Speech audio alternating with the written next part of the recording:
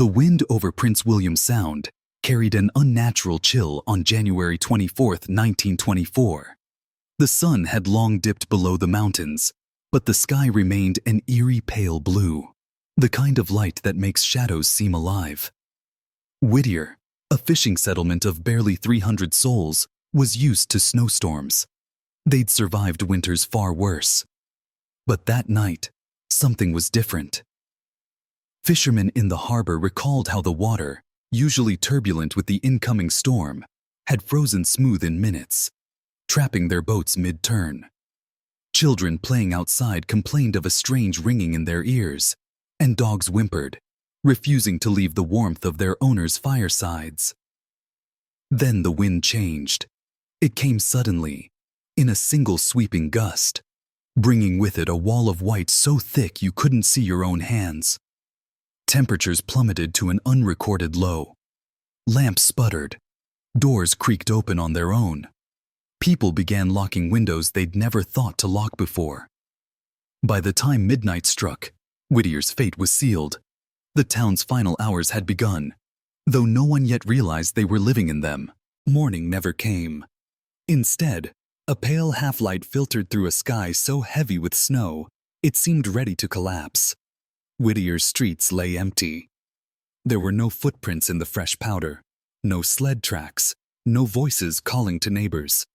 The only sound was the low moan of wind moving through alleyways. Searchers from a nearby logging camp arrived by midday, expecting to find residents huddled inside, keeping warm. Instead, they found something no storm should have caused. In the first home they entered, a man and woman sat at their kitchen table, cups of tea frozen mid-pour, steam trapped in glassy shapes above the mugs. A child's wooden toy lay on the floor, coated in frost so thick it sparkled. The fire in the stove had gone cold, not burned out, but frozen solid, like the flames had turned to ice. House after house was the same. People sat in their chairs, eyes open, bodies rigid. None showed signs of struggle. Whatever happened had taken them instantly, mid-action. And yet, there were no signs of frostbite on their skin, no snow covering their clothes. It was as if time itself had stopped. 3 people from Whittier survived. They refused to speak publicly for decades, but their words, eventually recorded in a series of interviews in the 1950s, paint a disturbing picture. The first was Elias Morrow, a fisherman who claimed he'd left for the logging camp hours before the storm hit. From a ridge overlooking the village, he saw the lights in Whittier flicker all at once, then go out completely. Moments later, the air filled with a deep, resonant hum, like a massive engine beneath the earth. The second survivor, Anna Petrov, was a young mother visiting her sister in Seward. She returned weeks later to find her home untouched, clothes neatly folded, a loaf of bread on the counter, but her husband and 2 children seated in the living room, eyes fixed on the doorway as if waiting for something. The third, a boy named Michael Aiken, was found wandering along the frozen shore. His lips were blue, his hair stiff with ice, but he was alive.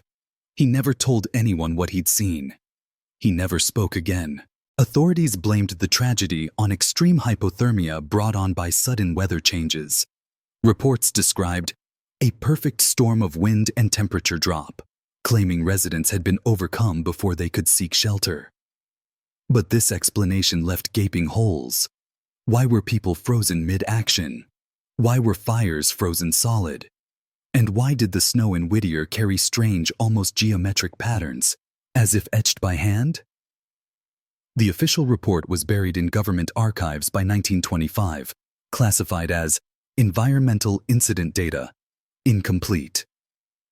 Locals whispered that officials from Anchorage had arrived just hours after the search party, taking photographs and removing objects from homes before sealing the town off completely. By spring, Whittier was abandoned. The harbor froze over entirely, and the trail to the village collapsed in an avalanche. Nature, or something else, erased the path back. In the years that followed, theories spread. Some believed the residents had been exposed to a sudden release of volcanic gas from the mountains. Others claimed polar magnetic storms disrupted the natural order, freezing the air instantly. But the most whispered theory came from Inuit elders in nearby villages, that Whittier had been visited by the Kalupalik, a mythical ice spirit that steals those who stray too far from the fire. According to legend, the Kalupalik does not kill in anger, but in hunger, feeding on warmth, leaving bodies intact but hollow. Whatever the truth, no one dared rebuild Whittier. The ruins, buried in ice, became a forbidden place, a wound on the map of Alaska that no one wished to touch. In 1947, a military expedition stumbled upon Whittier while surveying the area for a new port. They found the town almost perfectly preserved beneath layers of ice. Inside homes, wallpaper clung to the walls, colors still bright. Shelves of books sat untouched. Even the fishing nets were still draped over docks. One soldier, Sergeant Daniel Reeves, later claimed that when they stepped into the main street, they saw shapes moving in the windows. But when they entered the houses, nothing was there. Only the same frozen silence from 23 years before. The military ordered the site sealed, citing structural instability. But the men who'd been there told a different story, that they'd left in a hurry, abandoning gear and supplies, because they felt something was watching them from every doorway. A handful of artifacts from Whittier escaped government control, smuggled out by searchers or military personnel. These included a clock frozen mid-tick, its gears encased in a glassy frost that never melted, a candle that burned without heat, and a set of photographs showing the village's streets covered in a strange crystalline pattern. These items changed hands in secret over the decades. Some claim the objects emit a faint humming sound when touched. Others say they bring vivid, freezing dreams of walking through Whittier, unable to find a way out.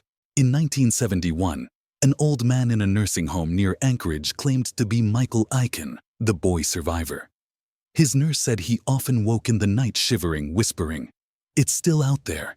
When a journalist tried to interview him, Michael simply said, "It doesn't like the light." He died a week later. His body temperature at death? 30 degrees Celsius, several degrees lower than normal, despite the warm room. Today, Whittier, as it was in 1924, lies entombed beneath layers of glacier and snow. Satellite imagery shows faint outlines of buildings, but no expeditions have been allowed since 1972. Some say the government fears what they might find. Others think they already know, and that's why Whittier's story has been erased from official history. The mystery of Whittier is more than a forgotten tragedy. It's a reminder that nature still holds secrets too dangerous to uncover. Whether it was a freak storm, a supernatural predator, or something from deep beneath the ice, no one can say for certain. But in Alaska, when the wind changes suddenly and the night glows pale blue, the elders still warn, stay by the fire, don't look outside, and if you hear the humming, it's already too late.